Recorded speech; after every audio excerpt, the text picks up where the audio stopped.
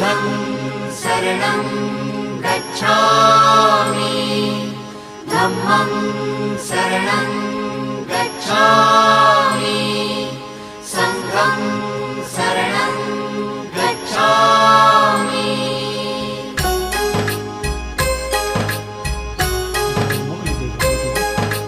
बुद्धं शरणं गच्छामि धम्मं शरणं गच्छामि संघं शरणं गच्छामि। त्याग मूर्ति तू शांत चित्त तू योग रूप संसारी